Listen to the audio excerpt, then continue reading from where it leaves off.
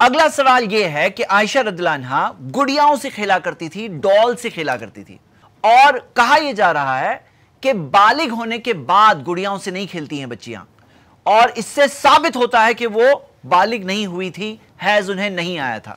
सबसे पहले इस हदीस में कहीं यह नहीं दिया है कि हैज नहीं आया था, बालिग नहीं हुई थी।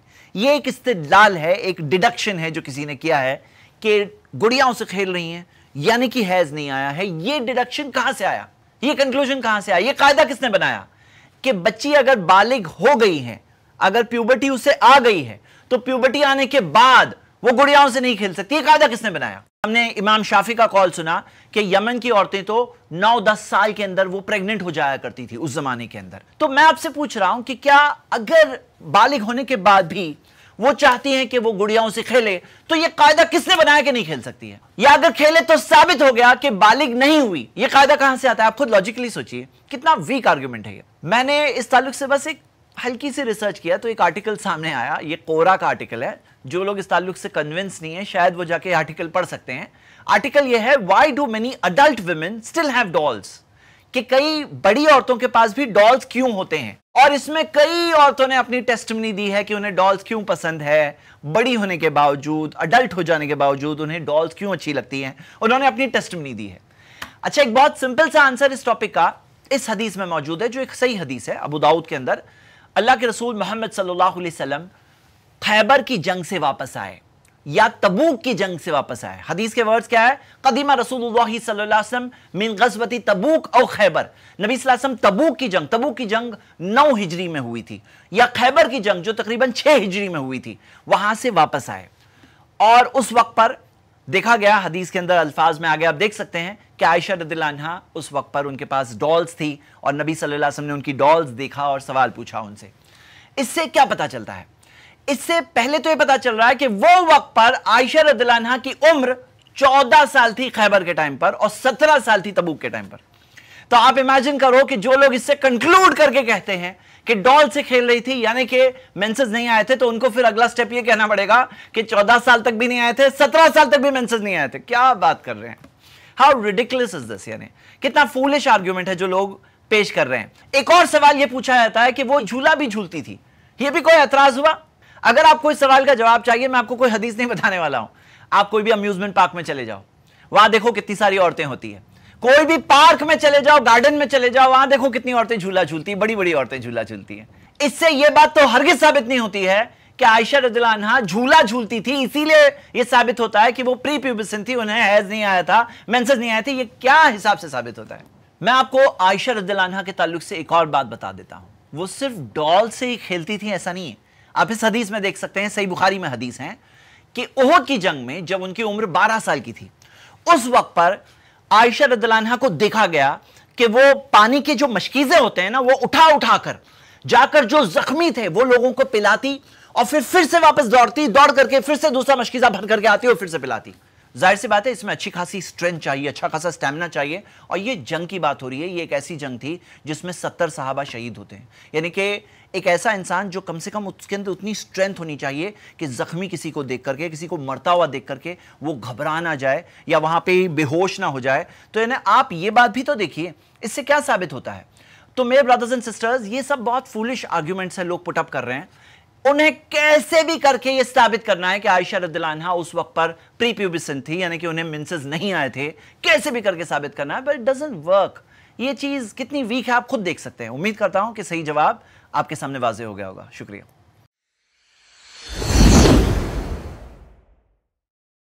अगला सवाल यह है कि हाफिज इब्न हजर अल अस्क़लानी ने रहिमहुल्लाह ने यह कहा है कि आयशा रज़ियल्लाहु अन्हा डॉल से खेला करती थी, और इससे यह बात पता चलती है कि वो प्यूबर्टी तक नहीं पहुंची थी। तो मैं आप सबको इसके जवाब में सबसे पहले यह बात बताऊं कि हमारे लिए प्रूफ क्या है, मुस्लिम्स के लिए प्रूफ क्या है। मुस्लिम्स के लिए प्रूफ है कुरान, कि अल्लाह की किताब कुरान में क्या दिया हुआ है। मुस्लिम्स के लिए प्रूफ है प्रॉफेट मोहम्मद सल्लल्लाहु अलैहि वसल्लम से साबित शुदा सही हदीसें। हमारे लिए प्रूफ है कि सहाबा इकराम ने क्या कहा, उनका क्या फहम था, उनकी अंडरस्टैंडिंग क्या थी। जहां तक ये कहना कि फला स्कॉलर ने ये कहा, तो फला स्कॉलर को हम बिल्कुल रिस्पेक्ट करते हैं, लेकिन उनकी बात प्रूफ के दर्जे तक तब पहुंचेगी जब उनकी दलील सामने आ जाए कि उन्होंने किस बुनियाद पर, किस दलील के बेसिस पर यह बात कही। देखिए, एक बात क्लियर रखिए कि अगर आप किसी भी रिलीजन पे ऑब्जेक्शन उठाते हैं तो ऑब्जेक्शन उठाने से पहले यह बहुत जरूरी है कि वहां की मेथोडोलॉजी क्या है, तरीकेकार क्या है, वहां का मनहज क्या है। अगर आप वहां का मनहज समझेंगे तो आप वैलिड क्वेश्चन पूछ पाएंगे, और अगर आप मनहज नहीं समझेंगे तो आपका सवाल ही इनवैलिड होगा। यह बात को हमें समझना चाहिए। और जो लोग इसमें एतराज उठाते हैं तो उनको यह बताना चाहिए कि नहीं, हमारे नजदीक यह है कि कोई भी स्कॉलर ने कह दिया तो हम ऑब्जेक्शन उठाएंगे। तो मैं पहले इस मसले को वाजे कर देता हूं, फिर एक कंक्लूजन आपके सामने रखूंगा। देखिए, इस मसले में डॉल से खेलना प्यूबर्टी के बाद, हैज आने के बाद, क्या जायज है या नाजायज है, तो स्कॉलर्स में इख्तिलाफ है। एक तरफ ऐसे स्कॉलर्स हैं, जैसे मिसाल के तौर पे इमाम इब्न हिब्बान रहिमहुल्लाह, इमाम नसाई रहिमहुल्लाह, वो लोग कहते हैं डॉल्स के साथ खेल सकते हैं। उनकी दलील क्या है? वो ये कहते हैं कि मना करने की कोई दलील नहीं है, कोई वाज़ेह दलील नहीं मना करने की। और दूसरी तरफ हमें मिलता है, बाज स्कॉलर्स हैं, और हाफिज इब्न हजर ने इस बात को जिक्र किया है कि डॉल से खेलना, यह पता चलता है कि वो हैज तक नहीं पहुंची थी, यानी कि डॉल से खेलना हैज आने के बाद मना है, उनका यह कंक्लूजन निकल रहा है। लेकिन इस बात में सबसे पहले तो मैं पॉइंट आउट करूंगा, जो ये बात कहते हैं, कोट करते हैं, वो उसके आगे का कोटेशन नहीं बताते हैं, क्योंकि लास्ट में हाफिज इब्न हजर अस्कलानी ने ये नोट किया है कि ये एक ऐसी चीज है जिसे फर्दर डिस्कस करने की जरूरत है, यानी जिसके अंदर और आगे और बातें कही जा सकती है। कोई हतमी और फाइनल और कंक्लूसिव बात उन्होंने उस तरह से नहीं पुटअप किया है। अब इसके अंदर दलील की रोशनी में देखेंगे तो हम कंक्लूड करेंगे कि किस स्कॉलर के पास दलील है, और जिस स्कॉलर के पास दलील है उस मुताबिक हम फैसला करेंगे, और यही तरीकेकार हमें मिलता है। तो यानी कि जो ऑब्जेक्शन उठाया जा रहा है कि डॉल से खेलना is equal to not reach puberty, ये कंक्लूजन रॉन्ग है, उसकी कोई दलील नहीं मौजूद है। उम्मीद करता हूं कि आप सवाल का जवाब समझ गए। एक सवाल यह उठाया जा रहा है कि इस हदीस में जिक्र है कि आयशा रदियल्लाहु अन्हा यंग एज की थी, यंग एज थी, यंग गर्ल जिक्र है। सही बुखारी की आप हदीस देखेंगे तो ट्रांसलेटर ने यंग गर्ल कहा है। तो कहा यह जा रहा है कि इस वक्त पर आयशा रदियल्लाहु अन्हा को हैज नहीं आया था, मेंसेस नहीं आया था, ये क्लियर दलील आ गई कि उनको मेंसेस नहीं आया था। Is it so? क्या ऐसा है? आइए चेक करते हैं। जो हदीस बताई जा रही है वो इफ्क, जो स्लैंडर का वाकया हुआ था, आयशा रदियल्लाहु अन्हा के ऊपर एक स्लैंडर का वाकया हुआ था, जिस टाइम पर हम देखते हैं कि इस्लाम में वो रूल्स अल्लाह की तरफ से आए थे ताकि इंसानी सोसाइटी में किसी भी पाक दामन औरत के ऊपर झूठे इल्जाम अगर कोई लगाता है तो उसको 4 विटनेसेस लाना होगा, आई विटनेसेस, और नहीं है तो उसको सजा नाफिज की जाएगी। तो ये एक लर्निंग थी जो पूरी सोसाइटी के लिए थी उस टाइम पर।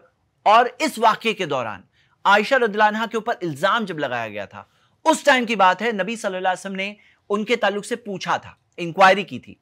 तो उस इंक्वायरी के अंदर जो उनके साथ में रहने वाली बरीरा रदियल्लाहु अन्हा थी, उन्होंने कहा अन्नहा जारियतुन हदीसतुस्सिन, कि वो एक यंग गर्ल है, कम उम्र है। और इस ताल्लुक से हम देखते हैं एक दूसरी हदीस बताई जाती है, आयशा रदियल्लाहु अन्हा खुद के ताल्लुक से कहती है कुन्तु जारियतन हदीसतुस्सिन, कि मैं एक यंग गर्ल थी, कम उम्र वाली। सबसे पहले ये जो सवाल उठाया जाता है उसके अंदर उन्हें यह सोचना चाहिए था कि यह हदीस किस टाइम की है। यह हदीस 5 या 6 हिजरी की है, यानी उस टाइम पे आयशा रदियल्लाहु अन्हा की उम्र 15 या 16 साल की थी। तो आप क्या ये एलेज कर रहे हैं 15-16 साल तक भी उनको मेंसेस नहीं आया था? जिस जमाने में औरतें 9 साल के अंदर, 10 साल के अंदर प्रेग्नेंट हो जाया करती थी, जैसे कि आपने इमाम शाफी का स्टेटमेंट सुना है, तो उस जमाने के अंदर आयशा रदियल्लाहु अन्हा 15-16 साल तक भी उन्हें हैज नहीं आया था। क्या आप ये कह रहे हैं? नंबर 2, जो लोग ऑब्जेक्शन उठाते हैं ट्रांसलेशन के बेसिस पे ऑब्जेक्शन उठाने की जगह उन्हें कम से कम इतना करना चाहिए कि कोई डिक्शनरी में जाकर मीनिंग तो देखो, what is the meaning of the word जारिया। आप खुद देख सकते हैं डिक्शनरी के अंदर क्या दिया हुआ, फीमेल चाइल्ड और यूथ और अ फीमेल सर्वेंट, यानी कि एक फीमेल चाइल्ड के लिए भी इस्तेमाल होता है, जवान उम्र की लड़की के लिए भी इस्तेमाल होता है, और सर्वेंट के लिए भी इस्तेमाल होता है। और सर्वेंट के ताल्लुक से मैं और एक इंटरेस्टिंग बात बताता हूं कि इस डिक्शनरी के अंदर आप देखिए, अल अमतु व इन काना अजूजन, कि एक सर्वेंट चाहे वो बूढ़ी क्यों ना हो तो बूढ़ी के लिए भी जारिया वर्ड यूज होता है। तो आप ये देखिए, ये वर्ड से साबित नहीं होता कि उन्हें मेंसेस नहीं आए थे। अब जहां तक ये सवाल है हदीसतुस्सिन यानी कि कम उम्र, तो ये हदीसतुस्सिन का मतलब है 9 उम्र, जैसे होते हैं नौजवान, हम कहते हैं 9 उम्र। देखो, कम उम्र अगर आप बच्चे के लिए इस्तेमाल करो यानी कि कम उम्र, 9 उम्र यानी कि 1-2 साल का बच्चा है। लेकिन जवानी तक पहुंचने के बाद जो नौजवान होता है, यानी जवानी तक पहुंचने के बाद बस नौजवान है, तो उसके लिए हदीसतुस्सिन। अगर आप एक और हदीस देखना चाहते हैं तो खवारिज के ताल्लुक से हदीस आती है, खवारिज जो बहुत ही डेंजरस और गुमराह फिरका था। नबी सल्लल्लाहु अलैहि वसल्लम ने फरमाया हुदसाउल असनान, ये जमा है, प्लूरल है, हुदसाउल असनान, कि वो सब कम उम्र होंगे। तो क्या ये मतलब है वो लोग नाबालिग होंगे? ये कम उम्र होंगे, उसका मतलब क्या है कि वो यूथ होंगे, नौजवान होंगे, उसका यह मतलब है। तो हम यह देखते हैं ये वर्ड से साबित बिल्कुल कोई एंगल से नहीं होता कि वो मेंसेस तक नहीं पहुंची थी। और आप इसके ताल्लुक से भी सोचिए, उनके ऊपर इल्जाम लगाया गया था, स्लैंडर किया गया था। तो नबी सल्लल्लाहु अलैहि वसल्लम तो ये भी कह सकते हैं ये तो बेचारी नाबालिग बच्ची है, इसकी स्लैंडर करके मतलब नहीं है। ये इल्जाम कितने फूलिश है आप खुद अंदाजा लगा सकते हैं। चैलेंज क्या किया गया था कि जो लोग ये साबित करना चाहते हैं किसी तरह से कि आयशा रदियल्लाहु अन्हा नाबालिग थी, उनको कोई क्लियर हदीस तो मिलती नहीं है। तो मिल क्या रहा है, ये सब मिल रहा है। अच्छा, मैं एक और एतराज बता दूं, इसमें यह भी एतराज लगाते हैं कि उस जमाने में जो आयशा रदियल्लाहु अन्हा को पालकी में जो उठाया गया, जो डोली में उठाया गया, तो उनका वजन बहुत कम था। तो बोले इससे साबित होता है, वजन इतना कम था, इससे साबित होता है कि वो नाबालिग थी। तो क्या किसी जवान लड़की का वजन कम नहीं हो सकता है? और काश के वो इस हदीस की फर्स्ट लाइन खाली पढ़ लेते थे। और बल्कि वो लोग जिक्र करते हैं लेकिन ओनली ट्रांसलेशन पढ़ते हैं ना, तो उनके माइंड में क्वेश्चन आता है, वो कानत निसाउ इज़ा ज़ाका खिफाफन, कि औरतें उस जमाने में हल्की फुल्की हुआ करती थी। तो औरतों की बात है, निसा, निसा का वर्ड लड़की में ही है, प्री प्यूबर्सन गर्ल नहीं है, नाबालिग लड़की नहीं है, निसा यानी औरतें। तो ये एतराज भी बिल्कुल फूलिश एतराज है। और आप ये एतराजों से ये देख सकते हैं कितने डेस्परेट है टू प्रूव समथिंग, यानी जो चीज प्रूफ नहीं है कैसे भी तोड़ मरोड़ करके, यानी दीज आर फेक क्वेश्चंस। यानी ये जो सवाल है ना, कोई जेन्युइन सवाल नहीं है जिसका हम लोग अच्छी तरह से समझे कि okay this is a genuine question, उसका थोड़ा जवाब दें। ये ऐसे फेक क्वेश्चन है कि जवाब देने में मुझे ऐसा लग रहा है कि मैं क्या कर रहा हूं ऐसे सवालों का जवाब देकर। सवाल यह है कि आयशा रदियल्लाहु अन्हा एक बेवा यानी विडो की तरह उन्होंने जिए मोहम्मद सल्लल्लाहु अलैहि वसल्लम के इंतकाल के कई साल बाद तक, और उनकी उम्र 67 थी जब उनका इंतकाल हुआ। तो 67 इयर्स की एज तक उन्हें अकेले जिंदगी गुजारनी पड़ी, बिना शौहर के, बिना हस्बैंड के। तो कहा जा रहा है ये एक जुल्म है उनके ऊपर जो हुआ। ओके, चलिए आइए इस सवाल का जवाब हम देखते हैं। सबसे पहले जो सारे मदर्स ऑफ द बिलीवर्स है, जो मदर्स ऑफ द बिलीवर्स है यानी बिलीवर्स की माएं यानी कि वाइफ्स ऑफ द प्रॉफिट सल्लल्लाहु अलैहि वसल्लम, उनके लिए एक बहुत स्पेशल पोजीशन है इस्लाम में। और वो स्पेशल पोजीशन ये है कि वो जन्नत में भी प्रॉफिट मोहम्मद सल्लल्लाहु अलैहि वसल्लम के साथ में होंगे। इस्लाम ने बताया कि जन्नत के अलग अलग लेवल्स है, और वो लेवल्स में जो हाईएस्ट लेवल है वो प्रॉफिट मोहम्मद सल्लल्लाहु अलैहि वसल्लम को मिलने वाला है। और वाइफ्स ऑफ द प्रॉफिट को वाइफ्स होने की वजह से उनके साथ में वो लेवल मिलेगा। तो हम देखते हैं कि हदीस आती है, अलमरअतु ली आखिरी अज़वाजिहा, एक औरत अपने शौहरों में से जो लास्ट शौहर था उसके साथ होगी जन्नत में। तो मदर्स ऑफ द बिलीवर्स को एक मकाम मिला, एक दर्जा मिला, एक स्टेटस मिला। वो सब के सब राजी थी, वो सब के सब इस ताल्लुक से खुश थी, उन्होंने तो प्रोटेस्ट नहीं किया।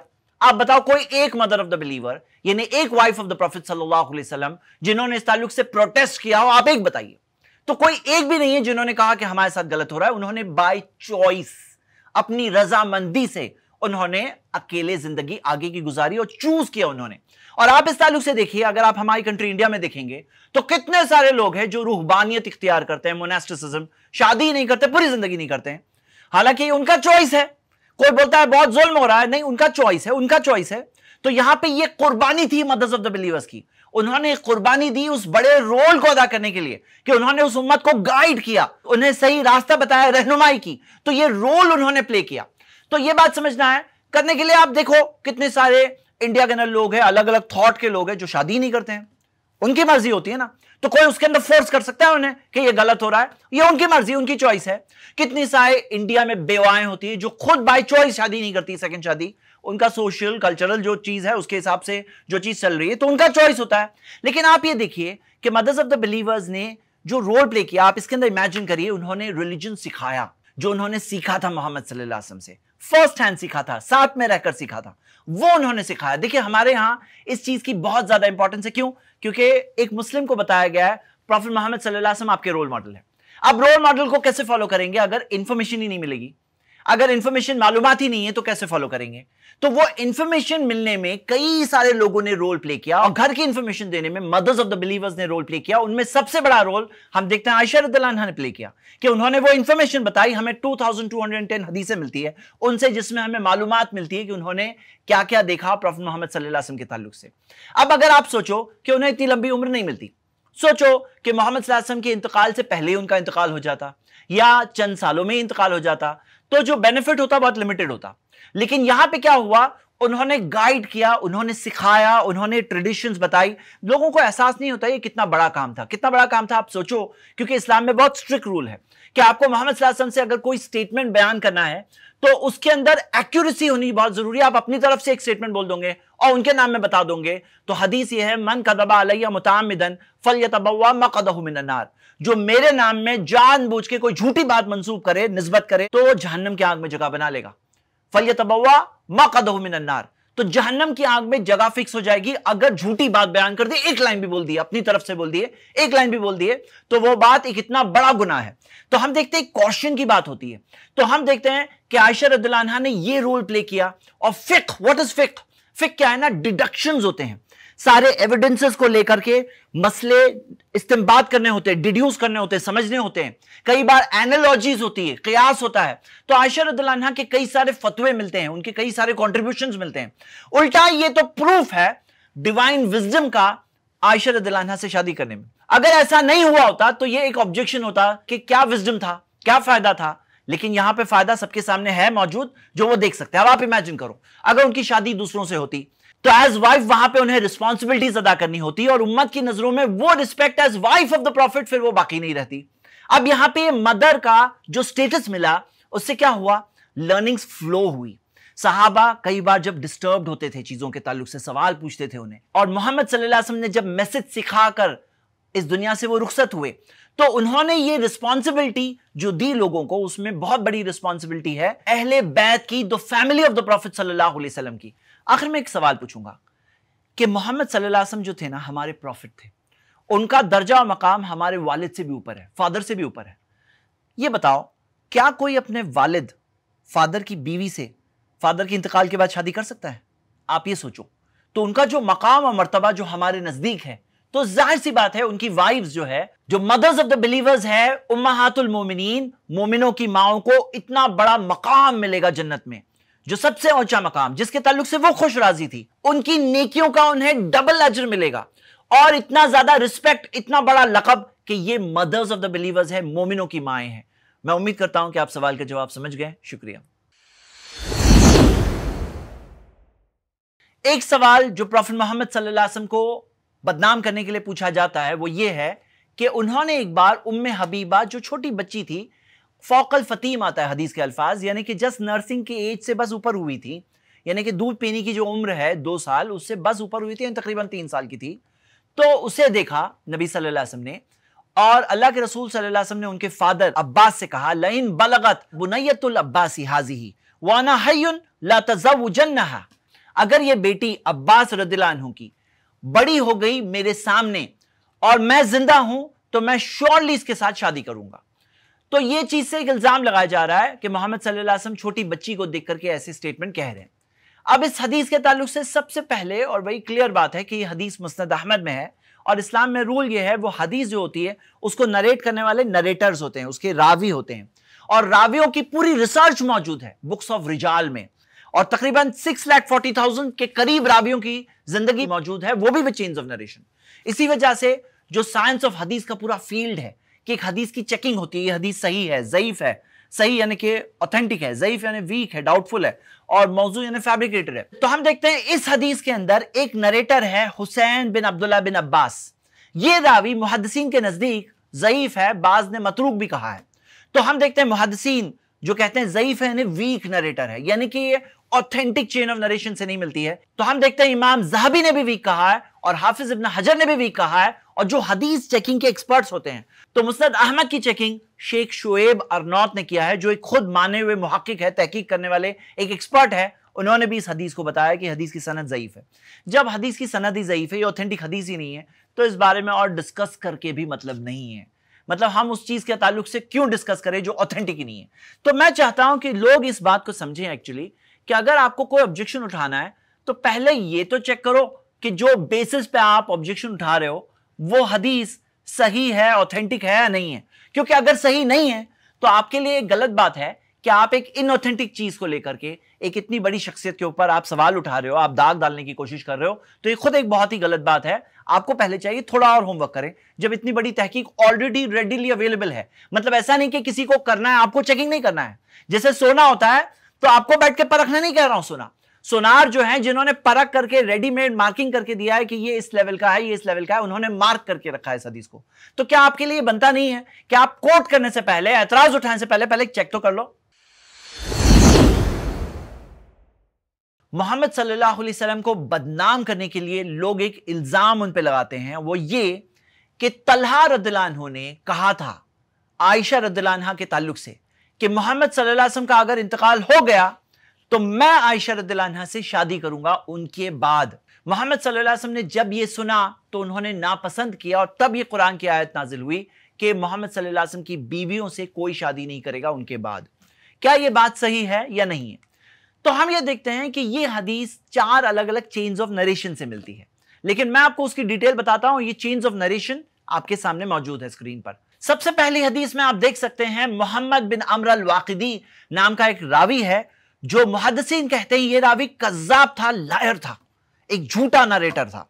दूसरी हदीस में आप देख सकते हैं मोहम्मद बिन हुमैद नाम का एक रावी है, उसके बारे में भी आता है कि कज़्ज़ाब लायर नरेटर था। तीसरी हदीस में आता है जुवैबिर नाम का एक रावी है जो ज़ईफ जिद्दन, बहुत वीक नरेटर है। और चौथी जो चेन ऑफ नरेशन है वो chain of narration he complete नहीं आई है, इसी वजह से वो ऑथेंटिक चेन ऑफ नरेशन नहीं है। ये 4 चेन्स ऑफ नरेशन है और चारों के अंदर ये प्रॉब्लम है, और ये प्रॉब्लम्स जिन बेसिस पे है वो बेसिस बुक्स ऑफ रिजाल, यानी बुक्स ऑफ रिजाल के अंदर वो रावियों की जो इंफॉर्मेशन है विद चेन्स ऑफ नरेशन, जो उनके बारे में रूलिंग्स है, जो जजमेंट्स है, और वो रावियों के बेसिस पर हम देखते हैं कि सारी हदीसें वो रावियों की चेक की जाती है। तो कोई कोइंसिडेंस की बात नहीं है कि इस हदीस के अंदर ऐसे नरेटर्स है, यानी कि ये बात ऑथेंटिक और साबित शुदा नहीं है। तो मैं यहां पे यही बात कहूंगा कि कोई भी बात कहने से पहले वो सही बात है या नहीं है वो चेक करना लाजिम है, और अगर आपके पास चेकिंग नहीं है तो खामोश रहो कम से कम। देखिए, दुनियावी तौर पे हम सब ये बात समझ सकते हैं कि कोई लायर है, कोई झूठा सोर्स है। जैसे मिसाल के तौर पे कुछ वेबसाइट्स होती है ना जो क्लिक बेट्स के तौर पे कुछ भी थंबनेल लगाते हैं, अंदर कुछ होता है, बस वो चाहते हैं कोई क्लिक करे और अंदर कोई चीज नहीं होती है। अगर उसके बेसिस पे कोई खबर पढ़ के थंबनेल देख करके बोले कि मैंने ये देखा और कहे प्रोपेगेंडा करें, हम कहें कि तुम बेवकूफ हो क्या? कोई चीज कहने से पहले क्या तुम्हें चेक नहीं करना चाहिए? तो ये वैसी ही बात है, और मैं यही कहूंगा ये तो ऐसी बात है कि कोई सोना बोल करके फेक चीज दे रहा है लोगों को। अब लोगों को जिन्हें मालूम नहीं है, जिन्हें परखने नहीं आता है, वो कहेंगे शायद ये सोना है और लेकर के उसको वैल्यू करेंगे, लेकिन हकीकत में क्या है, ये एक फेक चीज है और ये फेक इंफॉर्मेशन है। बहुत सारी फेक इंफॉर्मेशन जो लोग फैलाते हैं उसमें से ये भी है। उम्मीद करता हूं कि लोग कम से कम एक स्टैंडर्ड डेवलप करेंगे। कोई चीज में अगर सवाल भी उठाना है तो कम से कम एक वैलिड सवाल होना चाहिए जो कोई ऑथेंटिक सोर्स से आया हुआ हो। उम्मीद करता हूं कि आप सवाल का जवाब समझ गए।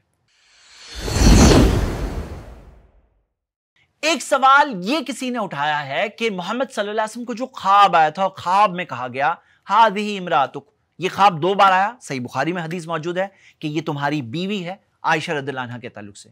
वो हिस्टोरिकल सोर्सेस कोट करके बताते हैं कि यहां पर देखा जाता है कि खौला रदियल्लाहु अन्हा ने सजेस्ट किया था नबी सल्लल्लाहु अलैहि वसल्लम को कि आप आयशा से शादी करें। वो कहते ख्वाब नहीं, खौला से आया था, ख्वाब से नहीं आया था, खौला से आया था। सबसे पहले तो क्या ये सवाल है, क्या ऐसा नहीं होता है कि ख्वाब फुलफिल होता है इंसानों के जरिए? कोई चीज ख्वाब में आई थी, वो ख्वाब में, नबियों की जो ख्वाब है वो अल्लाह की तरफ से है, तो अल्लाह की तरफ से ख्वाब में एक बात आई थी और वही चीज इंसानों में से हैपनिंग्स में, आगे होने वाले इवेंट्स में खौला रदियल्लाहु अन्हा ने फिर सजेस्ट किया। क्या ये दोनों सही नहीं हो सकते हैं? क्या ये कहना ये सही है या ये सही है, ऐसा बनता है यहां पे? क्या ये चीज बनती है कि 2 में से एक ही सही हो सकती है? क्या दोनों सही नहीं हो सकते? तो हम देखते हैं ख्वाब मोहम्मद सल्लल्लाहु अलैहि वसल्लम का ही नहीं, हमारी लाइफ में भी ऐसा होता है कि कोई ख्वाब होता है, एक इंसान को आता है, फिर रियल इवेंट्स के अंदर वो चीज फुलफिल होती है।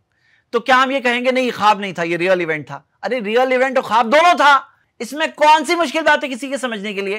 तो ये भी एक फेक किस्म का सवाल है जो लोग पूछते हैं मोहम्मद सल्लल्लाहु अलैहि वसल्लम के खिलाफ, बस एक इल्जाम लगाते हैं। लेकिन हकीकत यह है कि कम से कम उन्हें एक थोड़ा सा लेवल डेवलप करना चाहिए, सवाल पूछने में भी एक थोड़ा मेयार डेवलप करना चाहिए। उम्मीद करता हूं कि सवाल का जवाब आप समझ गए।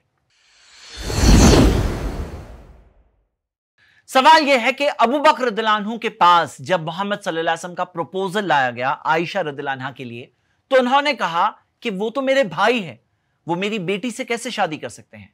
यह इल्जाम लगाया जा रहा है कि अबू बकर रदियल्लाहु अन्हु खुश नहीं थे, राजी नहीं थे, शादी नहीं कराना चाहते थे और उन्हें मजबूर करके शादी कराई गई। आइए इस सवाल का जायजा लें। सबसे पहली बात यह है कि मोहम्मद सल्लल्लाहु अलैहि वसल्लम ने जो एक ब्रदरहुड कायम किया था और वो ब्रदरहुड में अबू बकर रदियल्लाहु अन्हु एक तरह के ब्रदर थे नबी सल्लल्लाहु अलैहि वसल्लम के।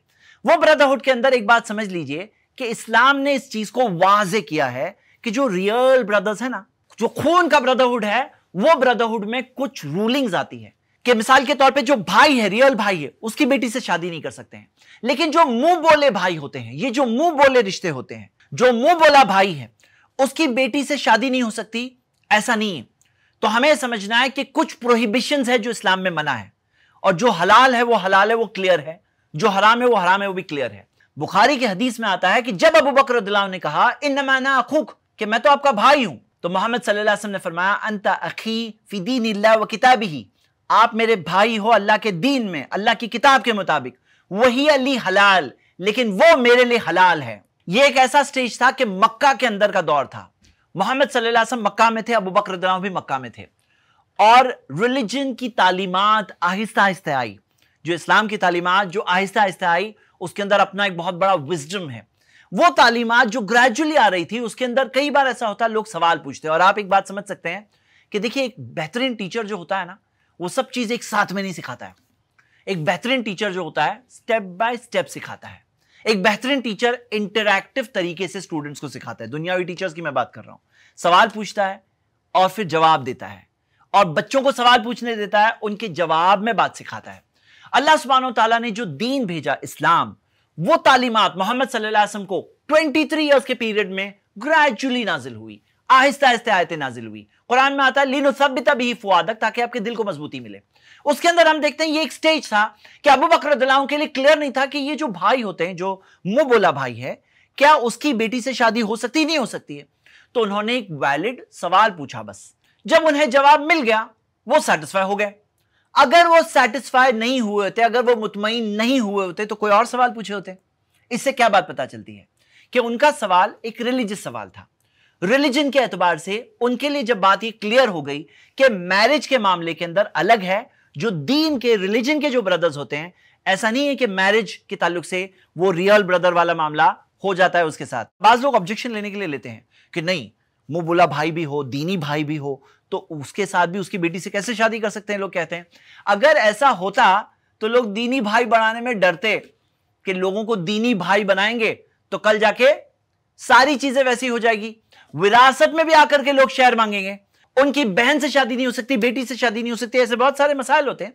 तो विजडम है इसके अंदर कि मुंह बोले भाई की भी अहमियत है, जो दीनी भाई है उसकी भी अहमियत है, लेकिन वो अहमियत को खराब नहीं करना चाहिए कि उसके अंदर कोई ये समझे कि जो चीजें हलाल है वो भी हराम बन गई, कि आपने भाई बना दिए ना तो कई सारी चीजें इसके अंदर मना हो जाएगी। ऐसा नहीं है। तो इसकी विजडम हमें समझना चाहिए। और एक बात सोचो कि अगर अबू बकर रदियल्लाहु अन्हु नहीं खुश होते तो क्या जो रुखसती से पहले का टाइम है वो टाइम में वो कभी नहीं बोलते? क्या ऐसा होता कि वो खुश थे, राजी थे? और कई हदीसें आपको इस बारे में मिलेगी कि वो अपनी बेटी की तरबियत किया करते थे। अगर ऐसा होता कि आयशा रदियल्लाहु अन्हा खुद नबी सल्लल्लाहु अलैहि वसल्लम से कभी कोई सवाल पूछती या कोई ऐसी चीज होती जिससे कभी भी थोड़ी भी तकलीफ हो सकती है नबी सल्लल्लाहु अलैहि वसल्लम को, तो अबू बकर रदियल्लाहु अन्हु अपनी बेटी को करेक्ट करने में बहुत आगे आगे होते और बहुत अच्छी तरह से तरबियत करते। तो क्या आपको इससे ये बात समझ में आ रही कि वो राजी नहीं थे, बल्कि वो राजी थे, खुश थे? और आप अगर अरब कल्चर समझेंगे तो अरब कल्चर के अंदर इज्जत मिलती है अगर रिश्ते कायम होते हैं। अरब कल्चर के अंदर यह था कि अगर बेटी आपकी किसी के साथ शादी में हो तो मतलब ये एक बहुत बड़ा ऑनर है, बहुत बड़ी इज्जत है, बहुत गहरे ताल्लुकात हो जाते हैं। और आप देखोगे कि आगे के टाइम में अबू बकर रदियल्लाहु अन्हु ने कितना बड़ा रोल प्ले किया कि जब मोहम्मद सल्लल्लाहु अलैहि वसल्लम के इस दुनिया से जाने के बाद पूरी उम्मत में एक तरह से डिस्टर्बेंस था, लेकिन उन्होंने खड़े होकर बेहतरीन तरीके से, बेहतरीन लीडरशिप के साथ इस उम्मत को संभाला। जो फितने आ रहे थे उनको संभाला। इसमें भी एक विजडम है। अगर ऐसा हुआ होता कि अबू बकर रदियल्लाहु अन्हु ये पूरे मामले से पहले ही उनका इंतकाल हो गया होता, शादी जो हुई हम देखते हैं नबी सल्लल्लाहु अलैहि वसल्लम की मक्का में हो चुकी थी, निकाह तो मक्का में ही हो चुका था, और मदीना में पहुंचे तब जाके रुखसती हुई। तो आप खुद ये देखो कि अगर ऐसा होता कि अबू बकर रदियल्लाहु अन्हु कोई बड़ा रोल नहीं प्ले किए होते आगे की लाइफ में, या उनका इंतकाल हो गया होता, कोई सवाल पूछ सकता था कि मोहम्मद सल्लल्लाहु अलैहि वसल्लम की शादी अबू बकर रदियल्लाहु अन्हु की बेटी आयशा से फिक्स हुई, और अबू बकर रदियल्लाहु अन्हु ने तो कोई रोल प्ले नहीं किया इस्लाम की हिस्ट्री में, कोई बड़ा काम नहीं किया, उनका तो इंतकाल हो गया था पहले, वो तो इस दुनिया से चल बसे थे। अगर ऐसा कुछ होता तो लोगों का फिर भी सवाल उठ सकता था। लेकिन हम देखते हैं कि आयशा रदियल्लाहु अन्हा के जो फादर थे अबू बकर रदियल्लाहु अन्हु, उन्होंने सबसे सिग्निफिकेंट और इंपॉर्टेंट रोल प्ले किया मोहम्मद सल्लल्लाहु अलैहि वसल्लम के बाद में इस पूरी कम्युनिटी को संभालने में और मैसेज ऑफ इस्लाम को दूर दूर तक पहुंचाने में। मैं उम्मीद करता हूं कि इस बात के अंदर वो विजडम का एंगल आप सब समझ सकते हैं। जो फूलिश और बेवकूफ जैसे ऑब्जेक्शंस उठाए जाते हैं, उनकी असलियत मैं उम्मीद करता हूं आप समझ सकते हैं। शुक्रिया। सवाल यह है कि इस्लाम कैसे जमाने जाहिलियत का जो सिस्टम था कि कम उम्री में शादी होती थी, तो वो सिस्टम कैसे इस्लाम में जारी रह गया? जब बुत परस्ती रोक सकते हैं तो कम उम्री में शादी भी रोक सकते थे मोहम्मद सल्लल्लाहु अलैहि वसल्लम। तो सबसे पहले तो ये बात क्लियर हो जाए कि मोहम्मद सल्लल्लाहु अलैहि वसल्लम ने जो कम उम्री की शादी वो रोका, बगैर इजाजत की शादी को रोका। कम उम्री की शादी किसे कहते हैं? कि कोई लड़की जो बालिग नहीं हुई है, यानी हैज उससे नहीं आया और उसकी रुखसती हो जाए, इस चीज को रोका नबी सल्लल्लाहु अलैहि वसल्लम ने। मैं इसके दलाइल मेंशन कर चुका हूं। दूसरी चीज कि कोई लड़की जिस्मानी तौर पर, फिजिकल तौर पर केपेबल नहीं है, डेवलप नहीं है, उसे तकलीफ हो सकती है, उसके लिए नुकसान हो सकता है, तो उन्होंने रोका ला दरार वाला दिरार वाला कायदा सिखा करके। जहनी तौर पर तैयार नहीं है, सिखाया नबी सल्लल्लाहु अलैहि वसल्लम ने। लेकिन अगर ये सारी कंडीशंस कोई लड़की पूरी कर रही है, उसके बाद भी नहीं 18 साल तक रुकना पड़ेगा, ऐसा कोई रूल उन्होंने नहीं सिखाया। उन्होंने ये सिखाया कि ये चीज फुलफिल हो जाए तो शादी करने में जनरली जल्दी करना बेहतर है। अब सवाल ये उठता है कि ये तो जमाने जाहिलियत में भी कुछ ना कुछ चल रहा था। तो आपको मैं बात बता दूं, इस्लाम के अंदर जो सोसाइटी में जो चीज चल रही है ना, कि अगर सोसाइटी में मिसाल के तौर पे लोग मान रहे 2 + 2 4 होता है, तो ये नहीं सिखाया गया नहीं नहीं नहीं सोसाइटी की कोई भी चीज तुम्हें मानना नहीं है, ऐसा थोड़ी है। बल्कि आप ये देखो कि जो उर्फ होता है ना, उर्फ जो कस्टम, उसके अंदर मान्यता है, उसकी एक्सेप्टेंस है, उसके रूल है। आप देखिए 3 टाइप के उर्फ होते हैं। फर्स्ट, पहला उर्फ वो होता है जिसके अंदर कोई अच्छी चीज है, इस्लाम में रिकमेंडेड है, इंकरेज्ड है। मिसाल के तौर पर जेनरोसिटी, हॉस्पिटैलिटी, यानी कोई मेहमान आया, मेहमान नवाजी और लोगों की मदद करना, ये इस्लाम में बहुत अच्छी चीज है। तो मान लो कुछ जगहों के अंदर ऐसा कल्चर होता है, लोग वहां के बहुत मेहमान नवाज होते हैं, तो इस्लाम में इस चीज को बहुत पसंद किया गया है। मेहमान नवाजी अच्छी चीज है। कुछ लोग होते हैं जो कल्चरल तौर पर बहुत दयालु होते हैं, बहुत जनरस होते हैं, लोगों की मदद करने में बहुत आगे आगे होते हैं, ये अच्छी चीज है। तो ये एक ऐसी चीज है जो पॉजिटिव उर्फ है। कुछ चीजें होती है ना पॉजिटिव ना नेगेटिव, न्यूट्रल होती है, न्यूट्रल। जैसे मिसाल के तौर पर कौन सा खाना खाए। अब हम आज के जमाने में देखते हैं कहीं पे शावरमा खाया जाता है, कहीं पे बर्गर खाया जाता है, कहीं पे इडली खाई जाती है। तो अब ये क्या है? न्यूट्रल है। अब कोई उसके अंदर ऐसा नहीं है कि नहीं शावरमा खाना ज्यादा फजीलत है और इडली खाना वर्सर है, नहीं नहीं, इसके अंदर ये न्यूट्रल उर्फ है। यानी आप वहां जाओगे, आप वहां बर्गर खाओगे, वहां जाओगे तो आप इडली खाओगे तो चलेगा, कोई प्रॉब्लम नहीं है। उसी तरह जो कपड़े पहन रहे हैं, एज लॉन्ग एज आपकी बॉडी कवर्ड है, तो कपड़े के अंदर हर किसी की अपनी पैटर्न्स और डिजाइन होती है ना, अपने कल्चर के अंदर ये एक न्यूट्रल चीज है। तो ये न्यूट्रल चीज है। जैसे मिसाल के तौर पे घर में डेकोरेशन क्या करते हैं, तो इस्लाम ने इसमें नहीं कहा कि नहीं आप इस्लाम में आ रहे हो ना आपको सब न्यूट्रल चीज चेंज करना होगा, ऐसा नहीं है। वो न्यूट्रल चीज एक्सेप्टेड है कि आप करो, कोई प्रॉब्लम नहीं है।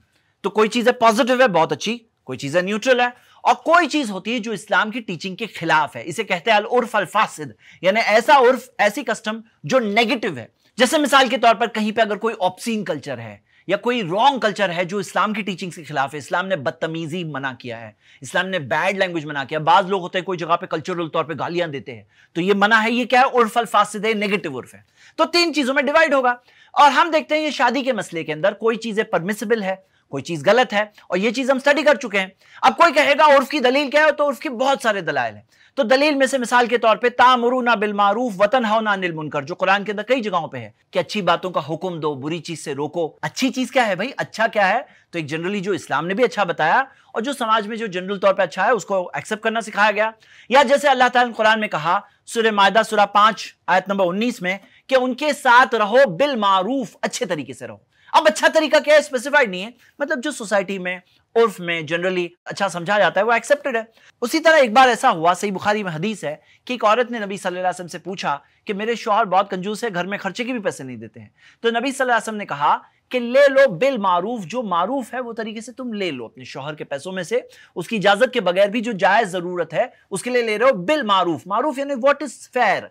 मारूफ क्या है? ये चीज चेंज होगी जगह और जमाने और दौर के एतबार से। उसी तरह सूरह बकरा सूरह 2 आयत नंबर 233 में मेंटेनेंस के ताल्लुक से भी आता है मारूफ, जो मारूफ चीज है, जो एक्सेप्टेड चीज है, उस तरह से बच्चों का मेंटेनेंस डिवोर्स के बाद में दिया जाए ताकि बच्चों के खर्चे संभाले जाए। तो मारूफ आदमी, रिच आदमी अपने तरीके से देगा, जो गरीब आदमी अपने तरीके से, जो मारूफ है वो जो नॉर्मल है उस तरह से दिया जाएगा। ये एविडेंसेस है। मैं बताना क्या चाह रहा हूं? मैं बताना ये चाह रहा हूं कि ये जो इल्जाम लगाया जाता है ना कि वो तो जमाने जाहिलियत में चलता था, तो मोहम्मद सल्लल्लाहु अलैहि वसल्लम वो चीज को कैसे जारी रख रहे हैं? जैसे आज मान लो कि कोई जगह पर वहां की लड़कियों में नॉर्मल बात दिखी जाती है कि 18 साल से पहले उन्हें हैज भी नहीं आता है, फिजिकली भी डेवलप नहीं होती, मेंटली डेवलप नहीं होती, और कोई कहे कि भाई यहां पे थोड़ा 18 साल का ख्याल रखो, तो लोग कहते हैं कि आप मुस्लिम्स कैसे मान सकते हैं?